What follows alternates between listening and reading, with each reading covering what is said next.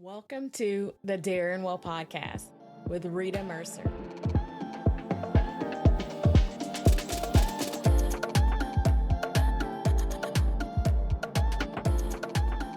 Some people are experience driven and don't have goals. Other people have goals and the experience is a byproduct. Two guesses which one I am, obviously. But the point is that I think the experiences we want in life are actually the byproduct of a goal.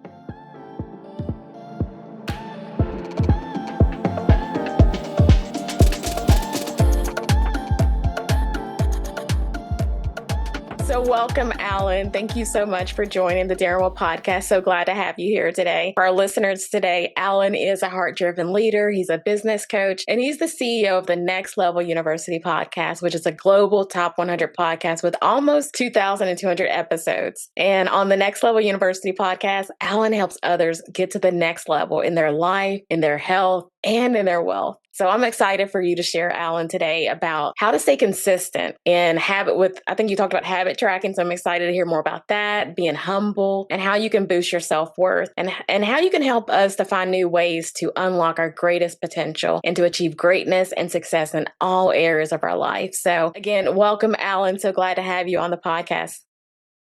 Rita, thank you for having me. I mentioned to you in our pre-chat before we hit record here that I am overwhelmed, but it's aligned overwhelm. And in business, the first thing that I'll share is I'm very overwhelmed, but I'm super grateful to be here because in the beginning, 10 years ago, when I first got into this space, it was crickets and nobody cared. So I'm very grateful. Seriously, I don't take it lightly. I won't waste a second of anyone's time. And thank you for that wonderful introduction, particularly the health, wealth, and love and wellness piece, what we're going to focus on.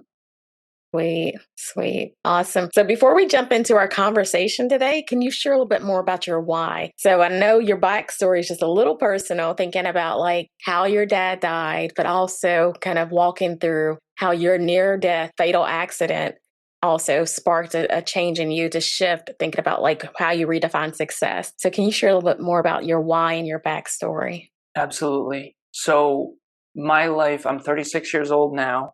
I usually playfully joke I'm hoping to hit puberty at 37. For those of you who aren't on camera, you might not get it, but I look very young. And yeah, you look like you're 21. Yeah. Hopefully it'll be an advantage later on. It really helps me read it in my business coaching career. People love to learn from someone who looks 12. I'm joking. All right. So real talk, 36 years in 3 minutes. There's a ton of things that shape us. There's three main events that really, really shaped me.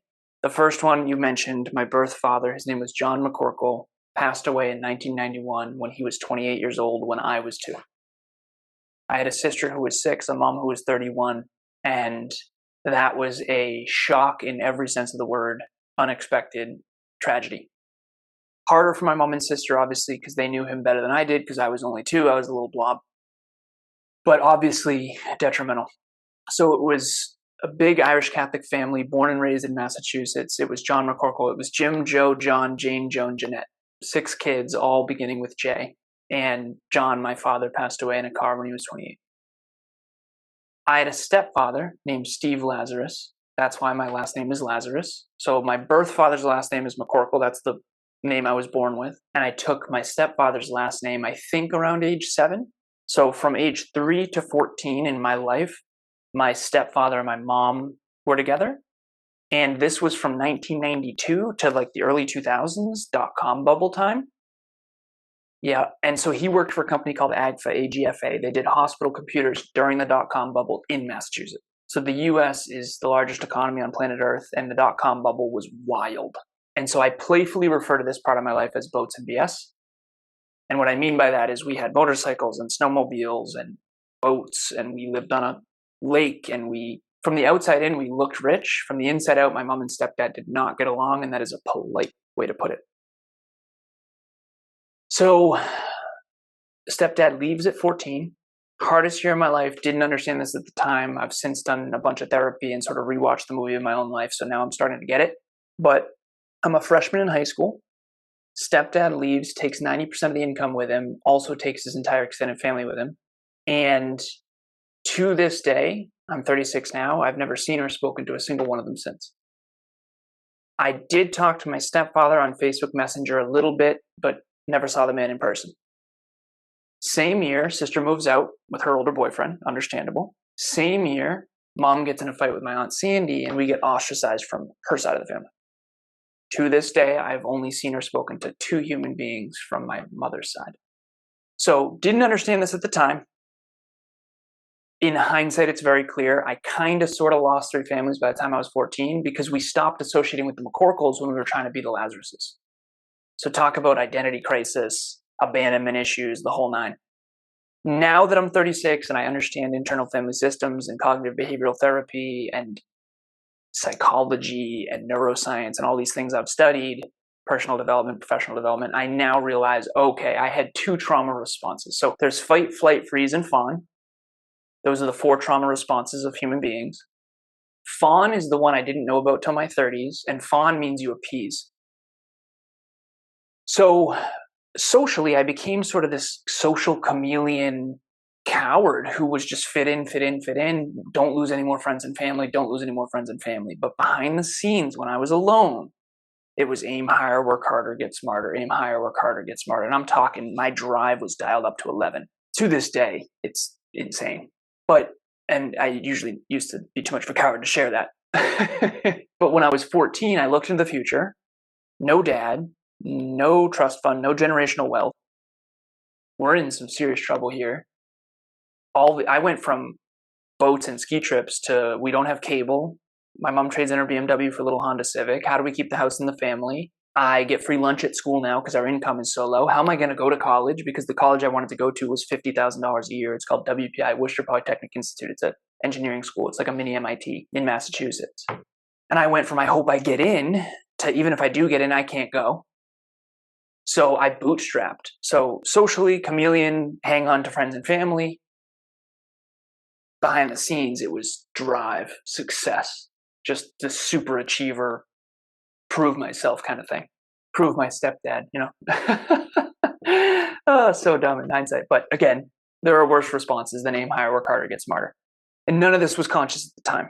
Then I'm 26 years old. At this point, I get my computer engineering. I got straight A's through high school. I got the President's Academic Excellence Award. I got into WPI. I'm condensing this. I got my computer engineering degree with high distinction. I got my master's in business. And then I'm off to the races in corporate. And I'm used to being broke in high school and college. So all of a sudden, I'm making all this money. I mean, iRobots, Sensata Technologies, Cognex, all these different tech companies.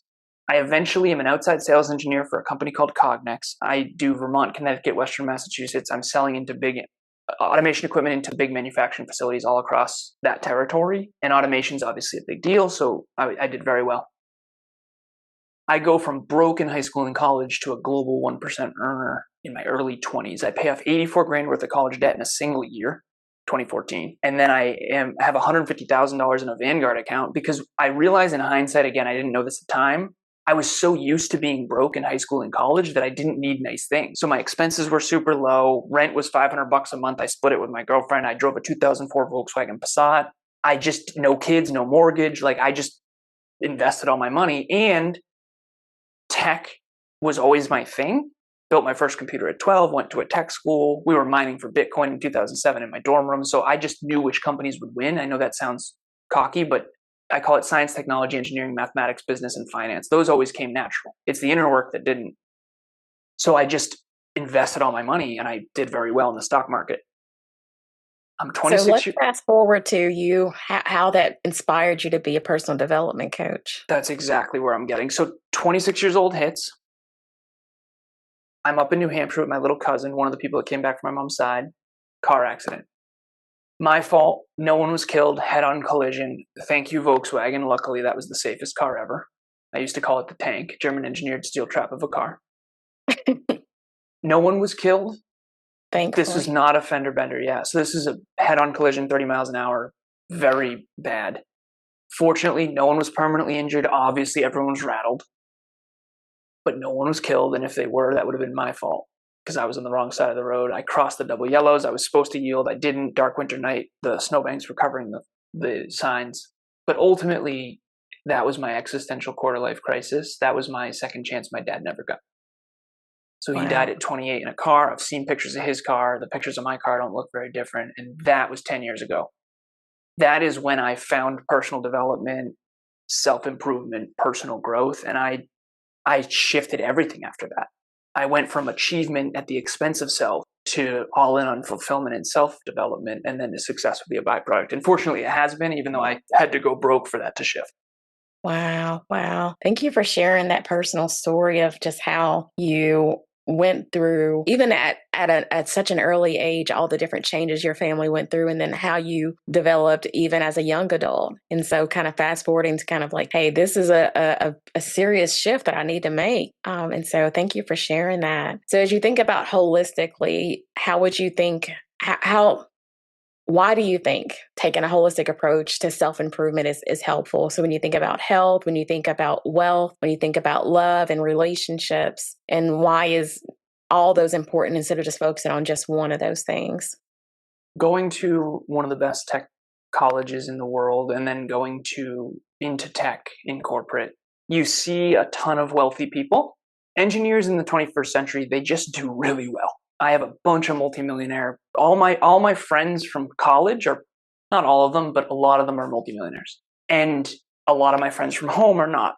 And so what's the difference? Getting good at technology. So the future is tech, whether we like it or not. And what's my point of all this? When I was in corporate, I saw so many people who were super successful, but wildly unhealthy. And I found even more of them who are super successful, divorced and alone.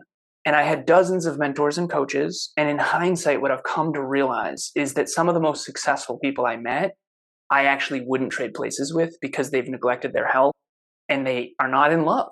Sometimes it's like you don't even like each other, never mind love each other. So marriage scared the hell out of me. And I know so we laugh because it's like, why did you two get together, right? So at the end of the day, I think holistic personal development, I think everyone wants to be healthy, wealthy, and in love. Ever since I was a kid, my mom and stepdad were very unfulfilled, for lack of better phrasing. And as a kid, I remember thinking, there's got to be more than this. This can't be it. So of course, when we went broke after my stepdad left, I thought, okay, money's the answer. And then once I had money, I realized, okay, money is not the only answer. Money is 1/3 of the equation. And everything's equations for me because of my engineering brain. And I decided, and this is the last piece I'll share on this piece, my mom and I got in a healthy argument when I was in my early 20s.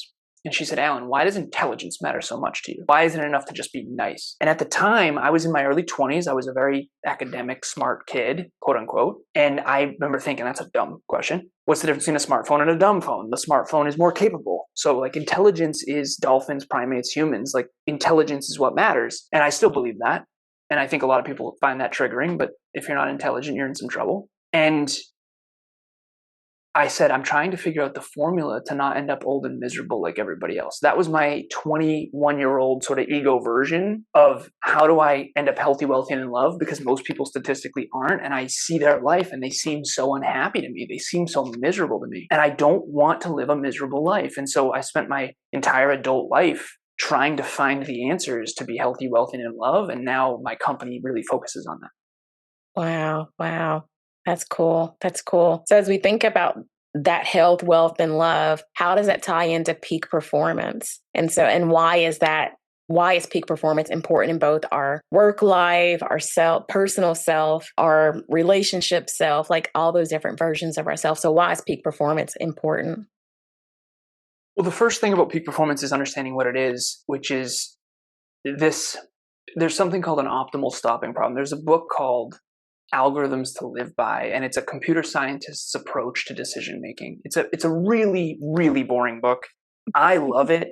Kevin, my business partner, is not an engineer, so he thinks it's the worst book ever. He thinks it's really valuable, but he thinks it's boring as hell. So I think the more boring the book, the more likely it's accurate, but that's just my truth. So the point, though, is something called an optimal stopping problem. An optimal stopping problem is the Goldilocks thing. It's too much, too little. Everything is that. So you put the nachos in for 3 minutes, 30 seconds, they burn and they're gross. You put them in for only 30 seconds, the cheese didn't melt, it tastes terrible. So everything is an optimal stopping problem, meaning when you're going to the concert, when do you park? The closer you get to the venue, the less likely there's a spot, but you have to park at some point. And so this idea of an optimal stopping problem, and if you remember from mathematics, and forgive me, everything's engineering and math for me, the y-axis and the x-axis, it's like an upside down horseshoe. Remember the max and the min and the mean and the median and mode? We all learned this. Okay, so the max is the optimal. Mm-hmm. So for example, even in real time, I'm trying to figure out the optimal amount of words before people shut off. Right now. So everything you are trying to find an optimal solution predicated on whatever your current objective is. It's like, what's the optimal chess What's move? The goal? Yeah, what's the goal? But you can't do it without knowing the context and the goal. And so peak performance is what most people want in life, unfortunately, is a byproduct of something way bigger or way deeper. It's a byproduct. So health, wealth, and love is a byproduct of big goals and dreams no one can see. Like football players are, let me give a better example. Okay, runners are healthy as a byproduct of running goals. They're not actually, their goal isn't to be healthy. Their goal is to get a certain timed mile or whatever it is. So it's hard in life when what you aim at, you have to aim at things in life that force you to have the necessity to then get the byproduct that people want. So wealth is a byproduct of financial mastery. Health is a byproduct of healthy mastery. Being in love is a byproduct of emotional intelligence and vulnerability and humility and courage. That's why we get it wrong. Some people are experience driven and don't have goals. Other people have goals and the experience is a byproduct. Two guesses which one I am, obviously. But the point is that I think the experiences we want in life are actually the byproduct of a goal. So if you learn, like one of my clients, how to have a net worth of $10 million, a great life can be a byproduct of that. But you have to have the goal, and then you have to have financial mastery underneath that goal. And so I think that's the thing, is we don't know how to design our goals and our dreams so that the byproduct of those goals and dreams is a fulfilling life that is meaningful. Yeah. And fulfilling being like the crux of it all. You know what I mean? It's nothing to get all the success and not have any joy with it. Been there. And so, so tying to like our wants, our needs, those innate desires. Yeah. Mm-hmm. So peak performance is having a target and then really zoning in on that. It's finding the challenge skills sweet spot toward a specific long-term goal that's broken down into short-term processes. That makes it easier to understand. Because I think thinking about short-term processes, like I think sometimes we have so many things that we overcomplicate it, but if you chunk it down to like small, short-term goals, short-term processes, I think that makes it doable. As long as that sense of identity. Well, as long as that leads to your long-term dreams, though, because you've heard of Pareto principle. I know you have. 20% of effort produces 80% of results. You can't leverage Pareto principle unless you have a specific goal in the future. So people say it's the journey, not the destination. But here's the thing. Mathematically speaking, the journey is a byproduct of the destination you choose in advance. If I drive from Boston to Los Angeles like I did in my 20s, that's a very different journey than driving 30 minutes south. So people are like, well, I want a wonderful life. Well, then you better have some goals that a wonderful life is a byproduct of. Right? If I'm in great shape right now, it's because even you and I's conversation right now is a byproduct of our mutual goals. If you didn't have any goals and dreams and I didn't have any goals and dreams, we never would have met. And this conversation would never have happened. That's what I find most with my coaching program, is that people don't understand is your future will not be bright by default. It will be bright by design. And how you design and engineer that needs to be very specific, unique to your core values, your context, your circumstances, your country, your culture, your genetic gifts, your strengths and weaknesses. That's why there's no one size fits all approach to anything, but there are principles that apply to every one of us. Yeah. So how do you teach individuals and teams and businesses how to optimize for success? What are your strategies for that, or mindset strategies? So optimal stopping problem, I had already mentioned. When you say the word optimize, there's something called multidisciplinary optimization, and this is built on game theory, constraint theory, chaos theory. These are all mathematic modalities that I don't want to say a lot of people don't know, but I think that's true statistically. Statistically speaking, there's a YouTube video that I found where it does the entire map of mathematics, and I have it saved, and I sent it to all my clients. I sent it to my entire team, and I said, if anyone's wondering why I sound like such a weirdo, this is why. I don't know all of these modalities at Einstein level, but I do understand how they work, and I understand math is my way of thinking. So I think there's 4 modalities of thinking. There's mathematics, numbers, rationality, structure, statistics. Then there's conversations, words, and concepts. That's most people. There's energy, intuition, and vibe. Women tend to be better at that one. That was my bad one. Terrible one. And then there's vision, images, and pictures. And that's the artists and the visionaries. So the scientists and the engineers tend to be math. The artists tend to be pictures and images. We all tend to be words and concepts. And then women tend to have better intuition. And again, don't overquote me on that. That said, those are the 4 ways. We all have all 4, but we have one really big one and one really bad one. So my really good one is math, and my really bad one was vibe. And fortunately, I met my beautiful girlfriend and future wife, and she helped me realize vibration, intuition, and energy, because I was all calculated. I still am, but obviously she's helped me come up. Now, that said, optimizing for success, there's something called multidisciplinary optimization that basically means, how do you optimize for health, wealth, and love simultaneously? Because what you focus on determines what you say, think, do, feel, and believe. This is very different than if you were watching Kim Kardashian right now. Your whole life will be different listening to this versus watching nonsense. So optimization is, what are you optimizing for right now? So right now I am optimizing for teaching optimization. You are optimizing for a great experience for your listeners. Our listeners hopefully are optimizing for a bigger, better, brighter future and for wellness, which is why they're listening to this show. You cannot optimize without goals. But if you choose the wrong goals, like I did in the past, you'll optimize and the byproducts will be an unfulfilling life. I wanted to be an engineer because I was good at math and engineers make a lot of money, and my stepdad left and we had no money. That is not a good enough reason to go for an engineer. I'm glad that I did it. However, when I ended up doing engineering, designing circuits alone by myself for a summer at a company called Tyco Safety Products, I realized I have made a mistake here. This is not playing to all my strengths. And it's certainly not meaningful.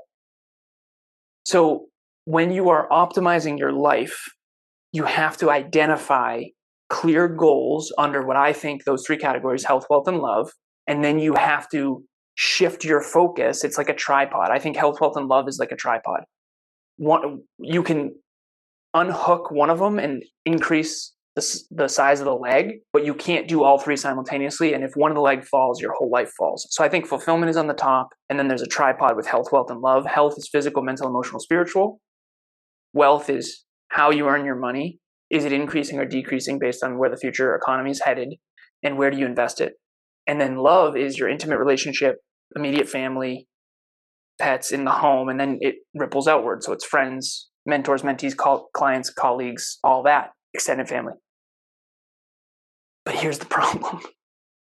If you are healthy, wealthy, and in love, and you're top 1% in each, which means you're top 1 out of 100 in each, you're actually 1 in a million. 1 over 100 times 1 over 100 times 1 over 100 is 1 in a million. And that means if you want to be healthy, wealthy, and in love, top 1%, you're 1 in a million. Now, there's 5.65 billion people on the internet. There's 8 billion people on the globe. It is possible to be 1 in a million, but you better expect that to be alarmingly challenging every single day, because most people are really good at one of them, maybe 2 of them. Almost no one I've ever met is good at all 3. And that's what I'm hopefully trying to help people with, is to be good at all 3. Yeah. And so shifting your focus, having clear goals, and just that being the leading to fulfillment. I mean, not oversimplifying, of course. It's important. It's important with me. I appreciate the yin and the yang that we're doing. So sweet. So how do you, as we start to wrap up, how do you stay in alignment with overwhelm? Okay, so overwhelm is a tricky one. We all have a trauma window, also known as a challenge skills sweet spot. So if I were to play tennis tomorrow with Serena Williams, I would get smoked and it would be way too far outside my comfort zone. I wouldn't get into flow. I'd just be like, what am I even doing here? But if I played with a 4-year-old, I would stomp them every time and it wouldn't be exciting. So you need to find your you got to get outside your comfort zone, but you can't get so far outside of it that the rubber band snaps. So you want to stretch, but not snap at all times. What is the right amount of feedback? We've all had those moments. That car accident, too much feedback in too short a time. That's called trauma. But you can't baby everybody all the time either. So there is such thing as too little feedback, which creates big fish, small pond. So that's what I would say about overwhelmed. Make sure that you are in enough overwhelmed to grow, but not enough to snap. That's powerful. That's powerful. And that is the essence of being in the flow state. Yes. So yeah, really tapping in. Really tapping in. Sweet. Well, Alan, as we start to wrap up, what are some action steps that people can take to get a quick win if they're looking for growth in peak performance in their personal life or their business life or their social life, their financial life? Like, what other ways can somebody get a quick win? Quick win would be 1 habit under health, 1 habit under wealth, 1 habit under love.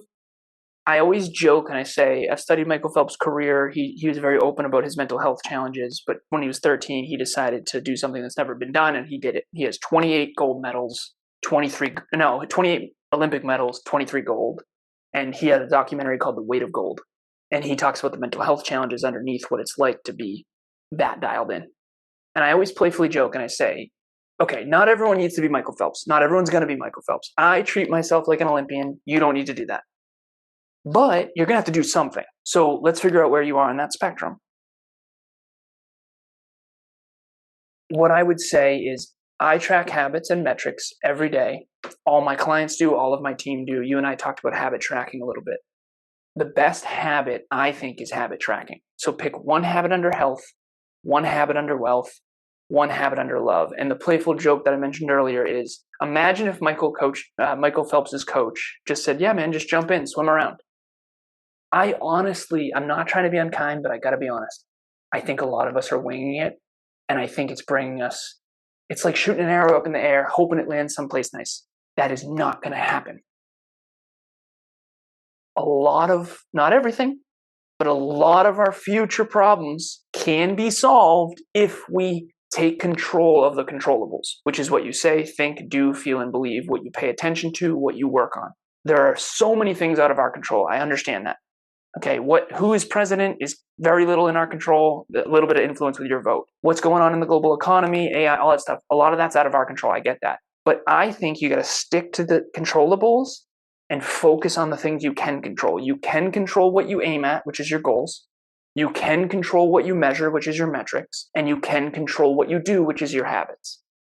And if you control those controllables, you will become someone who is resilient and strong enough to handle the circumstances that get thrown at you. It wasn't my fault my stepdad left. It wasn't my fault my dad died.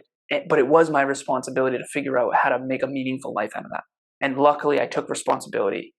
And while that was wildly challenging and unbelievably painful and suffering at times, I am glad that I did. And to me, life is about doing all you can with all you have. And even if you have very little, you can do a lot with it. It's been done. And I just hope that you're doing all you can with all you have. And very few of us can look in the mirror and say we are doing all we can with all we have. When I got in that car accident at 26, I could not say that. I was resting on talent. I wasn't giving it everything I had. And now I live every day trying to give it all I've got. That's wild. I love it. I love it. I love it. Yeah. And so not like a victim mentality of just like things are happening to me. Like life will always happen, but how do you choose to respond? So you look in to see what things can I control. That's powerful. Nice. And being intentional about like your habit stacking and habit tracking, both of those. Habit stacking is what you're doing already. So I'm already on my commute. So why not stack another habit, healthy habit onto that since I'm doing my commute? I'm already getting up and getting dressed. Why not stack another healthy habit on top of that while I'm getting dressed, while I'm like getting my day started, like all the things while I'm walking, like all the things. That's powerful. So many different ways that you can infuse it into your everyday life to achieve peak performance. Yeah. Rita, I gotta say, the habit stacking and habit tracking, I'm gonna have to use that. Thank you for that. You're That's the welcome. first time I've ever heard that said that way. Yeah. Totally believe in it. I mean, as I said it about walking, then I thought for a half a second, I'm like, well, I think sometimes you need to just walk and not have an agenda, not have Yeah. a podcast going, not have all the things going. So do a little, dial in a little, but also give yourself permission to lean back. So yeah.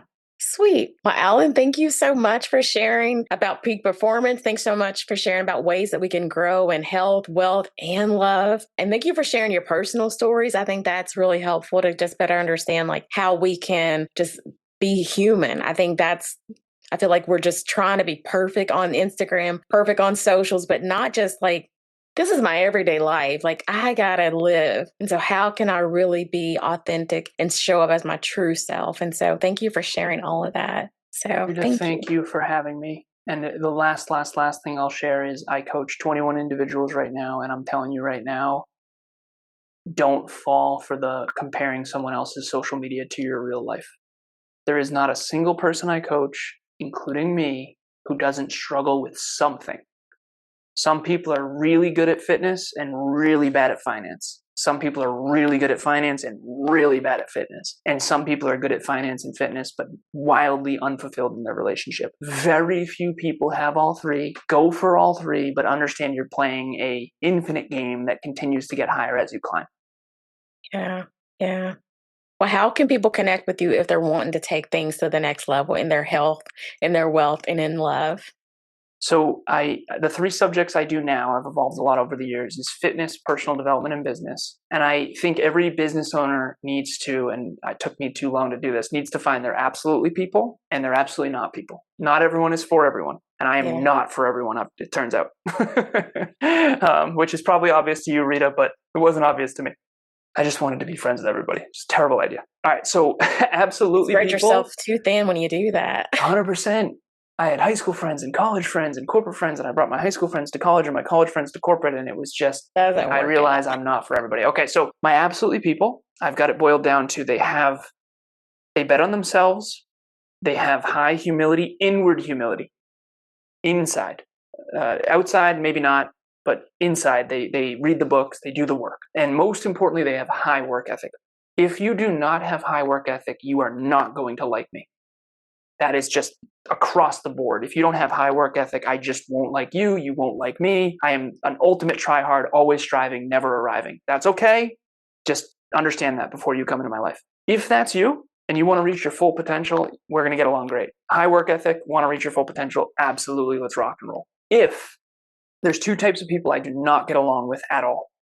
The first one is what I call the spoiled brat syndrome, which means you are entitled and you want huge rewards with minimal effort. I'm not interested. Please do not reach out. The second is bullies. If you tear other people down to try to feel bigger, you can kindly F off. So if you're in the first category, please reach out. If you're in the second category, under no circumstances are you to look me up or reach out. I love it. I love your directness. I love I it. did not have that until my mid-30s. I And learned I it the think hard that's way, when we Rita. get it. Yep. That's when we get it. 20s, we're still trying to be like everybody else. We don't have our own identity, but 30s and 40s and moving forward, like it's just, I got to be true to me and I got to show up as my full self and I got to attract the things that are like-minded and aligned. And so, yeah, if it's not aligned, I'm not wasting my time. Yeah, good for you, and same. So, Yeah. and I understand everyone's in different phases. I want to see everyone win, and that was actually a problem for me. So now I know who my people are, and I know who my absolutely not people are, and that's okay. And I think that everyone at some point is going to have to pay that piper. So how do people reach out to you? So you've identified your Yep. ideal person that you work with. Yep. So how do people reach out to you? So we have a website called nextleveluniverse.com. That's all things next level. We got a group coaching program. We got a free book club. We do free trainings every month. We got all kinds of free stuff. We got some paid stuff. We got a group coaching program. I think I said that twice. If you want to get a little better each day, Next Level University podcast is the best place. It's literally success and personal development in your pocket from anywhere on the planet, completely free. Kevin and I do an episode every single day. We're coming up on 2,200 episodes, and it's really, we're trying to be the male role models that we needed growing up, because he grew up without a dad as well. And we just want to lead by example. And it's not going to talk from some mountaintop. We're on the growth journey. We have conversations about principles. And we often have little healthy discords back and forth to give both sides of the coin. And I think our listeners get to come on a journey with us, assuming you have high work ethic. Because trust me, if you don't have high work ethic, you're going to hate our podcast. Gotcha. Well, awesome. Well, thank you so much for sharing your resources. Thank you so much for sharing your heart. And thank you so much for sharing some tips and tricks and mindset strategies. So awesome. So grateful. Thank you for having me, Rita. Keep doing what you're doing, and I will come back anytime. Awesome. Well, thank you. The door's always open. Let's do it. I know you're busy, so let me know. Awesome. Well, again, thank you, Alan. Thank you so much for joining the Daring Well podcast. For listeners, don't forget to like, share, and subscribe wherever you're hearing this episode, and wishing you a fabulous day. Until next time, keep living, keep loving, and keep daring well. Take care, guys. God bless. Thank you so much for joining me on today's episode of the Daring Well podcast. If you enjoyed today's episode and want to continue exploring the world of holistic wellness, be sure to subscribe to the Daring Well podcast so you never miss an episode filled with transformative conversations and actionable advice. Thank you again for being part of the Daring Well podcast community. Together, let's dare to live well in mind, body, and spirit.